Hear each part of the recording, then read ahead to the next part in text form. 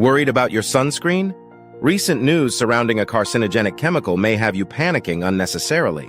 Last week, Johnson & Johnson recalled several Neutrogena and Aveeno products after finding benzene linked to leukemia risks. Despite the panic, dermatologists emphasize that you shouldn't stop using sun protection.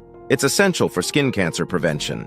With summer here, our exposed skin faces increased vulnerability to sun damage, making sunscreen even more crucial. Choosing the right sunscreen can be daunting given the countless products available on the market today. Experts recommend sunscreens with an SPF of 30 or higher, especially for those with a history of skin cancer. There are two main types of sunscreen: chemical blockers, which absorb UV rays, and physical blockers that reflect them. Chemical sunscreens are often more water-resistant and absorb quickly, but can sometimes clog pores. Conversely, mineral sunscreens are gentler for sensitive skin, though they can leave an unsightly white cast if not applied just right. No matter your skin type, wearing sunscreen remains vital. Don't let misconceptions stop you from protecting your skin.